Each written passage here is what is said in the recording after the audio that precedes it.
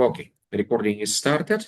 So now I don't know if Sergio and Banking Jonas will be able to participate, but now we have only 2 points in the agenda. The first is report on the Venice conference. And yeah, I received your message. Let me please send to you the proper link. Yeah, I'm getting a 504 gateway timeout from PFS. Yeah, it's quite usual for this IPFS stuff. Let me drop the proper link to the chat.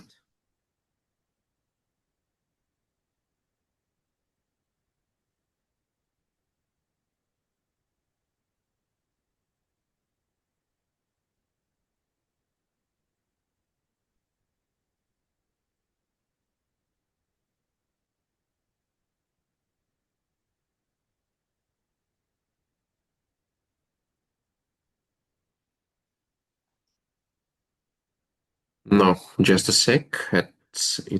It's just mangled the link.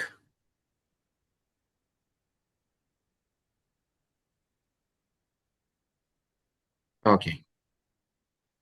Now it should work. Here it is. Okay, that works. All right. So Perfect. what was different about this? This is your own IPFS instance, or what is? I'm It's not just sure it's how that. just my own gateway. Your own gateway. Yeah, which is not listed publicly, but it's a gateway we can use because it explicitly connected with the most content providers and the the services. Right. Right. Okay. Yeah.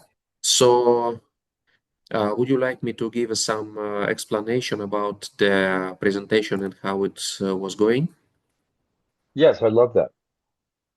Thank you. Okay, so it was a conference in Ca' Foscari University in Venice. I went there for just one day with this presentation, which was mostly dedicated to this asset. It is mentioned on the second slide as Documedia Revolution and its consequences. Let me share the screen right now.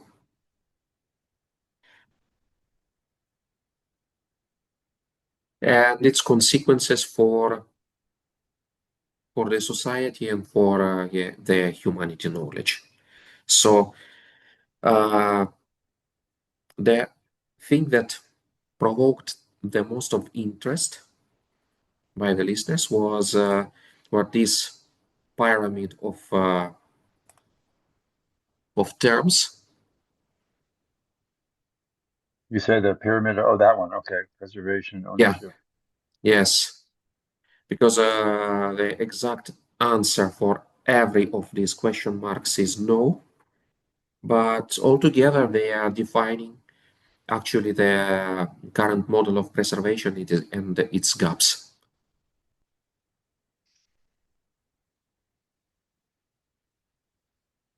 So let me So just this, can we just pause for a moment? Let me just think about this. So I've been doing preservation for the University of California for about 20 years at the California Digital Library. I'm no longer there, but preservation is something. So this is a one particular lens. So this is the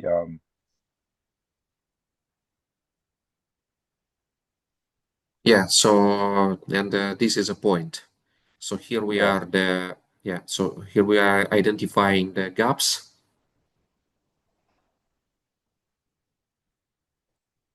Hmm. because here we have a two, let's say, obviously, let's say, partially ambiguous points when the data could be found and retrieved, but it doesn't guarantee that these data are proven and identification is not equal to authorship or provenance and the Hmm. preservation too and the preservation too.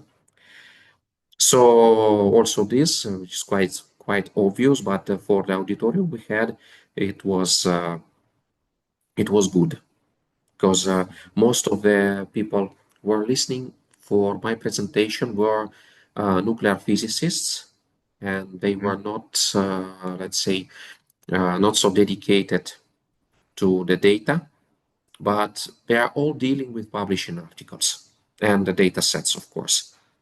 So for them, the model of risks we have defined is quite was quite convenient. Hmm. Yeah, and that was the slides from Sergio and Jonas about actual purposes of identification within the problem of preservation and long-term stay of the data. And the key point of the presentation was dealing with this platformization aspect, because the platformization is not synonymic to the centralization, but it's synonymic for the centralization plus the uh, large stakeholders hegemony Hmm. for this. So all the data and all the published material is vulnerable from now to the executive decisions that were not made by the people who shares the knowledge, but who controls the knowledge due to, let's say, some reasons.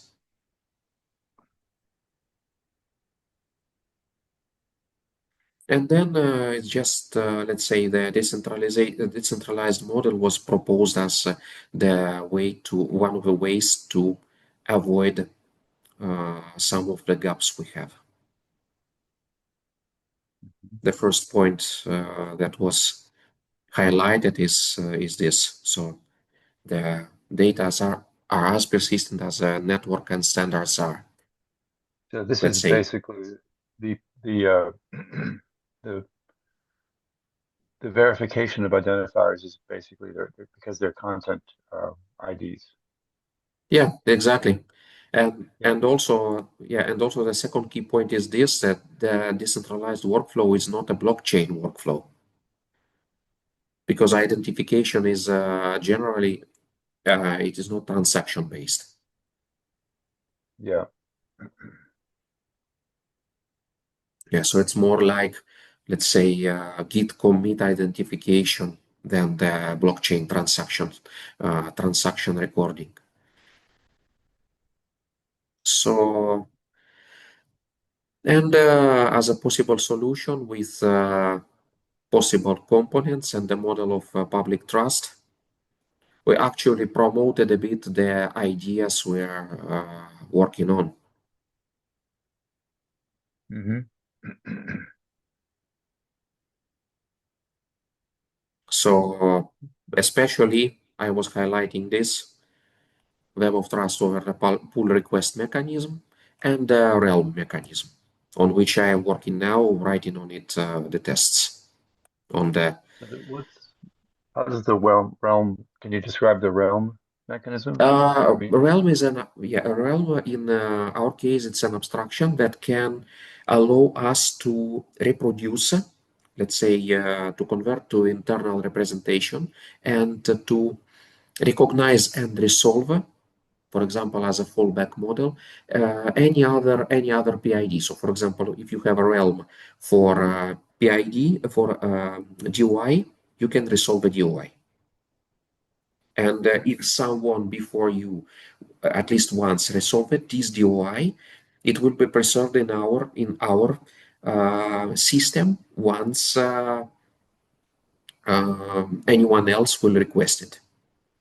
And also the identifier that any user or agent of this system uh, will obtain once he registers itself, he will also obtain his own personal realm, which is could be, for example, considered as a point of a public reputation. But it's for further works. It's not for now. Hmm. Yes. Okay. So these were two key ideas. And in addition to conclusions, the list of the components they are planned to use. Actually, it's OpenSSL for the cryptography, OpenDHT, which is an open source for the distributed hash table, with because this is a not a persistent storage, but it allows to provide dynamic data. Git for providing actual records because it's a version control system that supports decentralized environments pretty good. And as a storage backend, two solutions, IPFS and IRO. IRO is the So, closest, yeah. yeah, what does IRO stand for? Is it, I, I haven't heard that. IRO, I will show you what it is.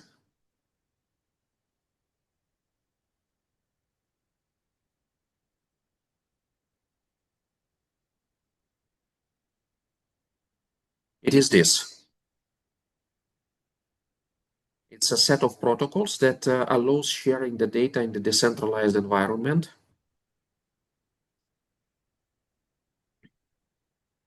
And they have these sub-protocol documents, which uh, they are working pretty similar to Git. Hmm. So they could be used as, let's say, semi-persistent but shareable storage backend. Okay. Yeah. So let's say this one is the closest to be used as a storage backend. Yes. So and actually that's all. This was what I have told about in the presentation. Okay. And yeah, I may say that the interest was very big. So I was invited after the end of a main session. I was invited by the end of the next session to prolong the discussion. Oh, nice. That's like a good Yeah, reaction. yeah, it was very nice, especially because uh, I we may say now that we all discovered that a lot of people working in the nuclear science are now having a lot of problems with publishing their works. At first, is due to the non-transparent and very slow process of peer review. So, nuclear scientists are having trouble publishing Yeah, they are having because of, trouble publish. Yeah, and also in is it slow? addition to, Just so I understand that. So that's slow peer review. And what was the other reason? sorry, You mentioned what was reasons for the trouble you're having publishing. Was it slow peer review? yeah, Was one of them? sorry, may I make a short call right now because it is Yeah, n- yeah, sorry. sure.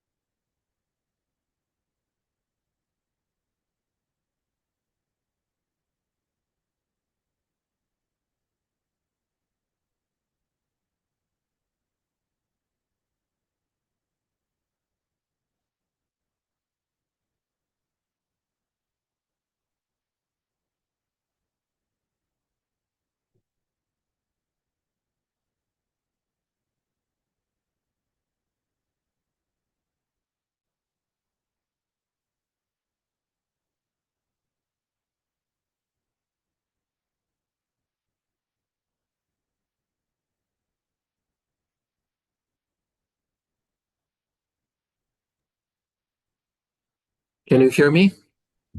Yeah. Yeah, so unfortunately, in 5 minutes I need to go because there is a problem on the synchrotron. I should fix it. So we have only 5 minutes. Okay. All Yeah. right. So, so I just wanted to quickly understand that you said the nuclear scientists are having trouble publishing for a couple of reasons, and one was slow peer reviewed. The other was what was the other Uh, reason? yeah. The other was let's say the pretty much uh, the slow procedures of obtaining the identifiers and the necessity to pay for them for the organizations. As Sergio once mentioned, some organizations are just not, for example, DUI may be not affordable. Right, right. Yeah, for some of them. Okay. And yeah, so this is also a problem. And also there are some scientists on with which I conversated, they were worrying about sovereignty over their data. Because Okay. if you are publishing a data set and you are delegating your publishing rights to someone, then this someone can say, uh, so mangle this data set and publish it again or do something like that. Right. So these are these like European or North European, American, European? yeah, So I think there are some protections that European um, may not have that North American scientists may have. I'm not sure. Because you shouldn't. I mean, when you have your manuscript, just the manuscript, you don't have to. You don't always have to sign over your rights to it. In fact, if you insist on keeping them in U.S. scientists are told that they can keep the copyright and don't have to yeah. do that. So Europeans may have different processes. Yes, actually, we have different processes, and we have even more bureaucracy than USA does. Okay, I'm willing to believe that. I have a so you may know that I'm the creator of the ARC identifier scheme, and Yeah, so the word decentralized is something I've been using decentralized for 15 years, and in a different way from the decentralized web sense of it. So, yeah, so decentralized is a big word, and it encompasses lots of bits. So Arc is lightly decentralized. It's decentralized in that in the sense that you don't need to go to a central authority to assign arcs. You can assign arcs completely autonomously. All right, so that's a nice thing. So you don't have to ask permission, and you can yeah. create unlimited numbers, and you don't pay for any of them. Right, so there's a benefit of decentralization. Now, um, some people actually assign identifiers that are content based, right? They can actually you can there's no reason why you could not put a content ID into an arc, embedded in an arc. um, the reason you might not want to do that is they're very long, and the recipient of that arc has no idea that it may be a content ID, but they don't know that because the arc doesn't say all of our identifiers are so we don't have a way to signal to the recipient. You just got a nice this identifier has some really nice properties. So, but it could be there, and maybe there is a way to signal that, but we haven't figured that out yet. So now I'm going to like changing gears. I'm going to just mention that the idea of the um, content-based identifiers, um, is actually quite an old idea. Um, in the 1990s, Yeah, the the MD5, the checksum MD5 was introduced. That was known. It was like thought to be unbreakable, and people were saying this should be the addressing scheme. It has these wonderful properties that if you change any one bit in the file, then it invalidates the identifier. So this was there's an internet draft zero. If you look for it, you can find the MD5 proposal, and it's essentially it's a very beautiful property, right? yeah, So Philly MD5 is way, breakable, and so you've got much more sophisticated digest algorithms, but it's still the same essential beautiful property.